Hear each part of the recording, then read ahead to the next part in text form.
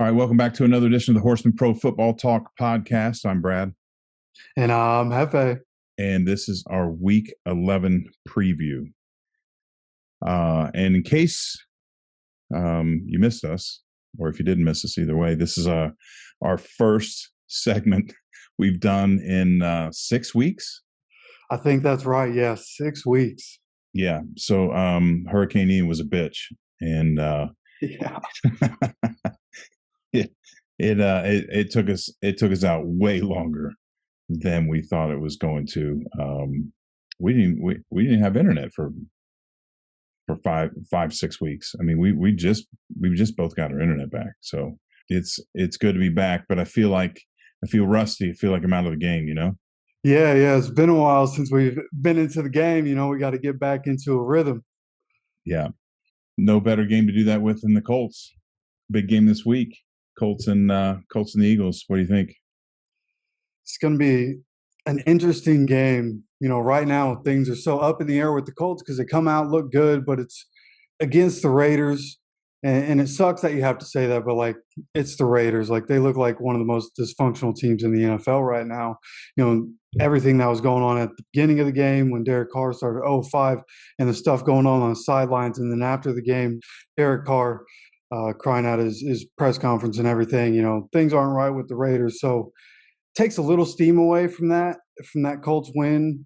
But as a Colts fan, Jeff Saturday coming in the building. We already had Reggie Wayne as wide receivers coach, Cato June and Mike Mitchell are on the team as coaches. So, it's an exciting time. We come out and get our first win. Jeff Saturday is undefeated as an interim head coach. So it's an exciting time, but they're going up against the undefeated Nick Sirianni and Philadelphia Eagles. And it's going to be a tough game. As a Colts fan, I thought, even with my bias, it's hard to feel real confident in this one. But the Colts look re-energized, and Jeff Saturday, former offensive lineman, one of the greats, and he was able to come in and hold the offensive line accountable and get them going. So, I think what they put on film is definitely encouraging. But again, it's the Eagles, man. I just don't know how to feel about the Eagles. What do you think about this? Well, there's a couple things I got to say to Colts fans. It's been hard to watch this season. All right. First of all, I will not renege on my claim that Frank Reich is an amazing coach. What happened is a very good coach got fired, and that happens all the time. For those who don't remember, Belichick got fired in Cleveland. I mean, it happens all the time. Pete Carroll, I think, was almost winless his first round in the NFL. So it happens sometimes, and we've talked about this with quarterbacks. Sometimes Tony Romo's in a different system. He's probably easily a Hall of Famer. And right now it's debatable. So I think Reich is an amazing coach. I think they did an amazing job. He and Ballard did an amazing job of building this team. And I think somewhere he had a lot of hurdles. I mean, it started with Andrew Luck. And the whole quarterback carousel, the gamble on Wentz. Look, the gamble on Wentz was $1 million gamble. Either the guy wins a Super Bowl or he loses his job. And I think he knew that. I think he knew that when he gambled. And Frank Reich's been around a long time. He played with Jim Kelly, one of the best quarterbacks ever. He played for Marv Levy, one of the best coaches ever. The guy knows what he's doing. He knows what he's seen. He knows what he saw in Wentz in Philadelphia. We sang Wentz praises when he came here because we believed Reich knew what he was doing. It didn't pay off. We thought it was Wentz. It may not have been Wentz. It may have been Reich. So I guess my point is that Reich will be back. Reich will get another shot as head coach, and I don't know if he'll be successful or not.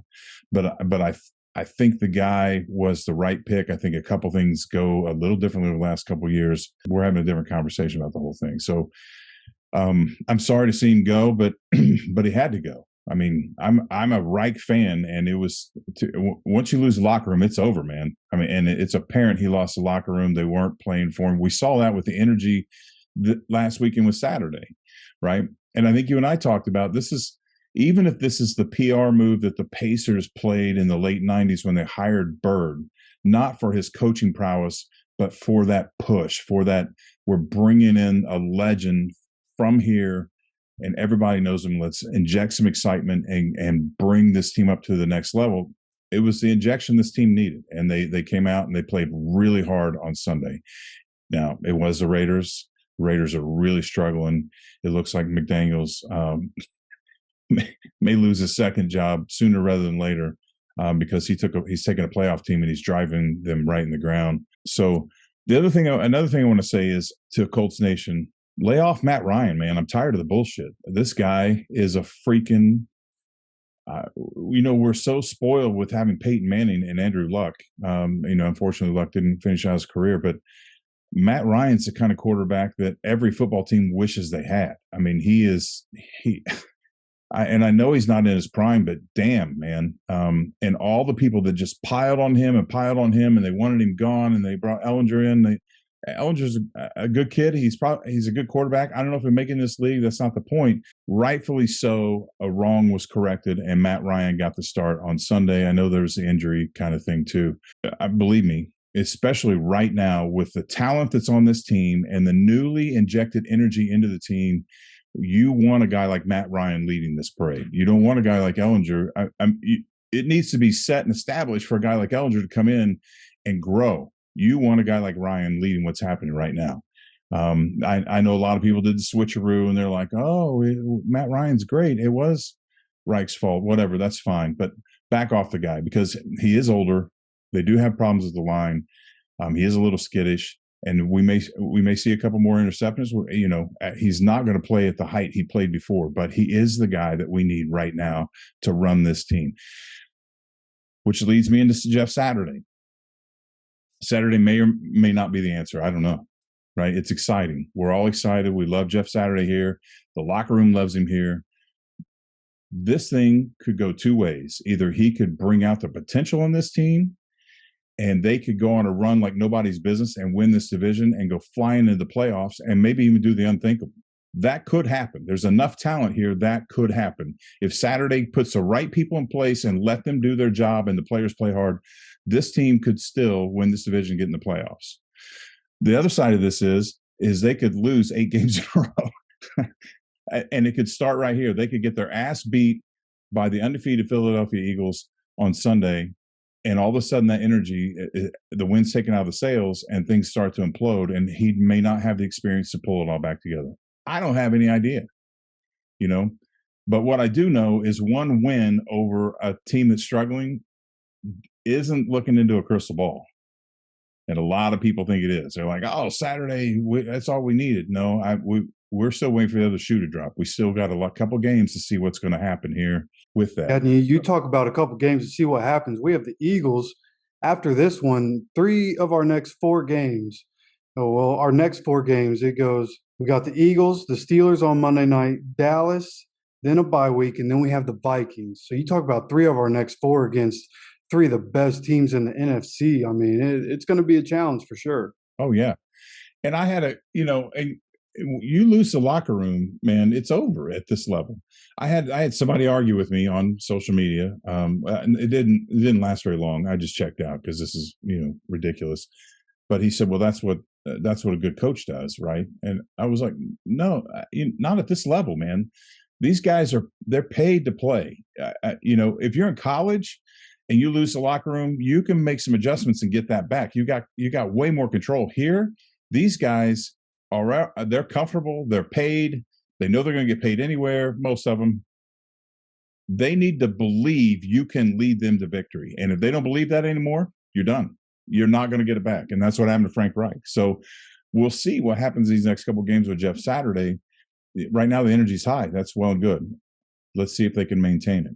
And nobody knows the answer to that. And here we are, right? I wasn't a big fan of the Jeff Saturday move, all right? I see it for what it is. Well, maybe, right? I see it as a PR move, inject some energy. People like it. People are going to come. Players like it. It means something. I see all that. There may be more to it. Maybe Saturday wants to have a coaching position in his future. Now he's going to have it on his resume. If we hire another coach, he'll still have it on his resume. Somebody may give him a chance. I don't know what all that brings, but keeping that energy through these tough games is going to be something else, man. And the Eagles, the thing about this game is the Eagles are dangerous. Everybody knows it. everybody knows the Eagles are dangerous, right? But we've talked a lot about this. The more you win, the likelier it is that you won't win. There's teams don't go undefeated for a reason. And the Eagles have a target on their back. You don't think they're pouring over this game film and doing everything they can to beat the Eagles? I mean, they're gonna bring it, and they're gonna bring that energy from the other day. They think they got this thing turned around. So, on the flip side, the Eagles better be on notice. The Colts are dangerous because they're talented. Their backs are against the wall, and now they're feeling pretty good about themselves. And that is a recipe for an upset.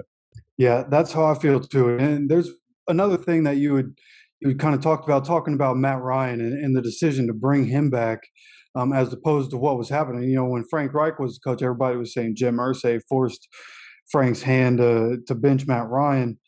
And now that Jeff is in there, Jeff gets to decide, have the decision which quarterback to play. And during Frank's time, like the offensive line, he was letting Coach Strasser pick which offensive linemen were going to be playing in the game and if anybody was going to rotate in and out. Jeff took all the decisions. I watched his press conference from Monday, and he said that everybody that plays, it's his decision who is starting. He's going to put the best 11 on the field. And that's what I wish Frank was doing from the beginning. You know, Will Fries started at right guard. Matt Pryor only came in the game when Braden Smith left for a couple plays after getting hurt. And the rookie Raymond played in, and obviously he's a rookie. He's not going to be perfect against Chandler Jones, but played pretty damn well. They only gave up one sack on the day.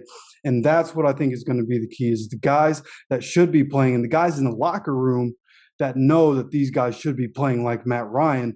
When they see Jeff Saturday making the right decisions, they're going to believe in him, which is exactly what you're talking about, which is why this game against the Eagles, I think, is going to stay close.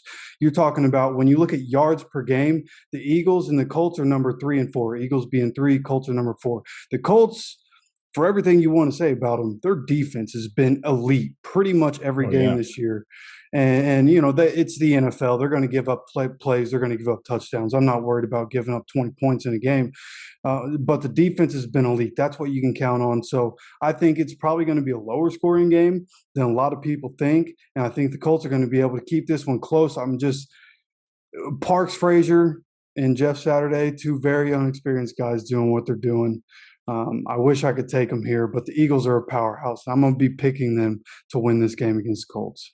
Yeah, I think we've learned. We talked about this before. I think Sirianni meant a lot more to Frank Reich than anybody knew. Maybe Frank Reich did, but it's incredibly apparent now. The job he's done in Philadelphia is amazing. The Colts have all the talent in the world.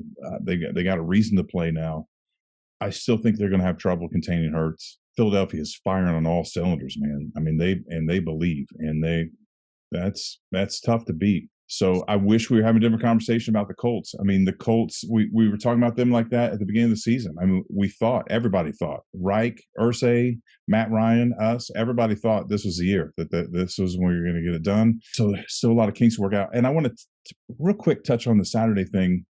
I just thought while you were talking about the offensive line, maybe Irsay, maybe he knew that the only problem with this team is the offensive line, and he put a guy that knows a little bit about the offensive line at the helm, and that certainly made a difference on Sunday. But all in all, as much as I hate to say this, I'd love to see an upset here, but I can't count on it. I'm taking the Eagles.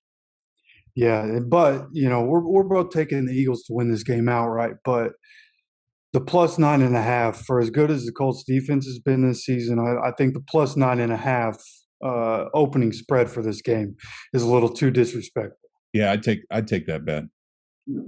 Now, with the understanding, it could be 45-3. I mean, this shit could go south real quick.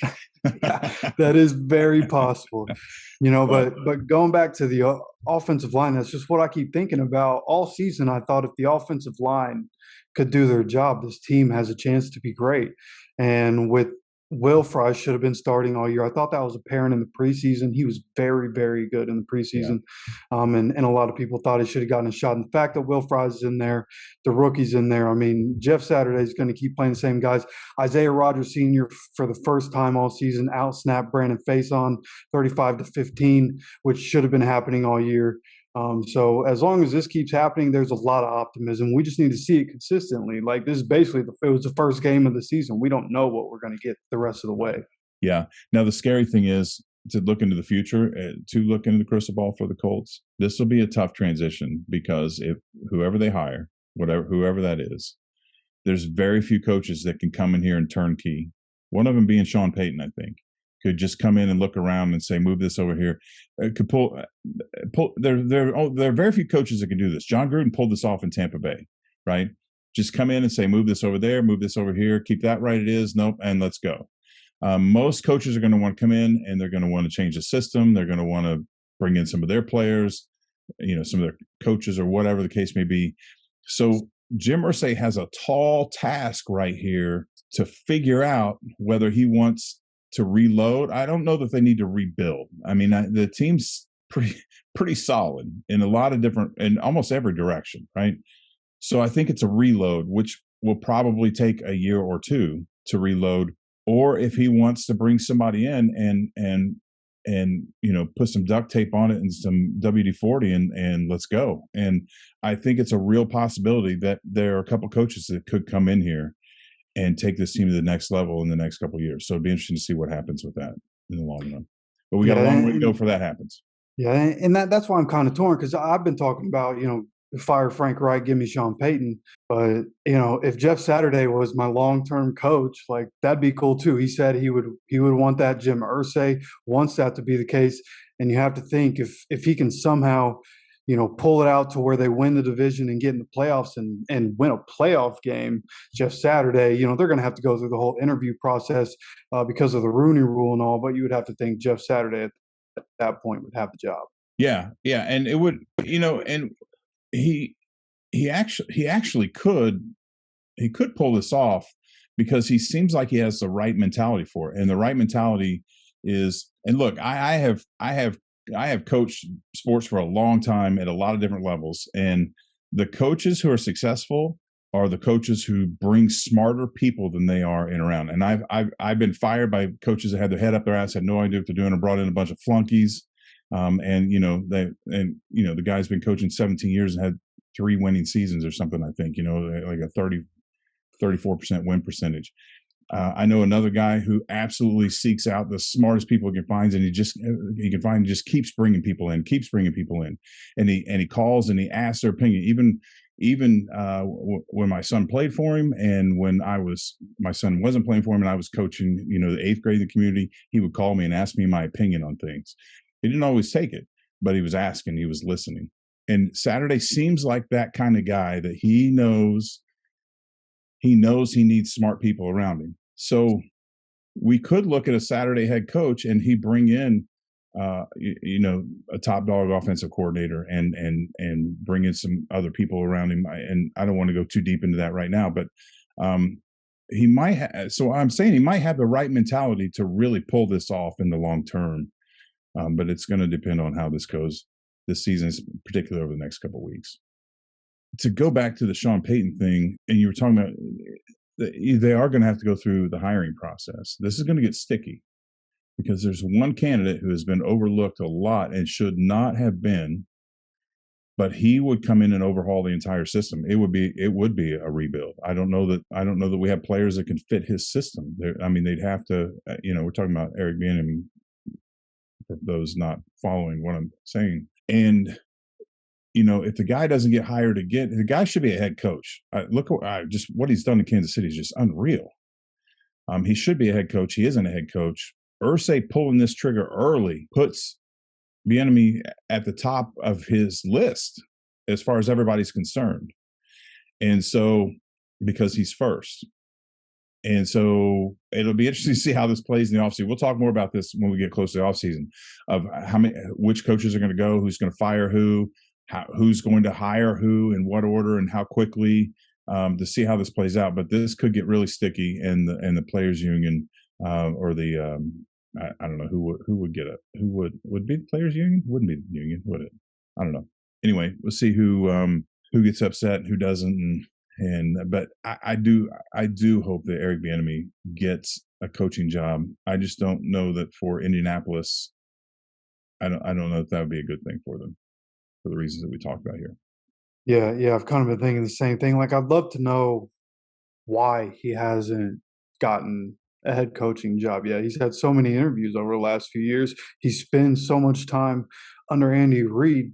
Like, you'd have to think he can pick some of that up, take it somewhere else, and have some success. Now, people don't really do that when they leave Belichick, but I feel like Andy Reid's coaching tree has much more success than Belichick. So I feel like Bieniemy, the time is right, and I've thought a lot about that too with the whole Rooney Rule thing and the way this situation has been talked about. I have a strong feeling that if the Saturday thing, doesn't work out and they don't make the playoffs and he's not going to get the job, Bieniemy's probably going to be the guy or the defensive coordinator from the 49ers. Yeah, yeah. Well, I've heard Kellen Moore's name thrown in there too. Jesus, please keep that dude away from my team.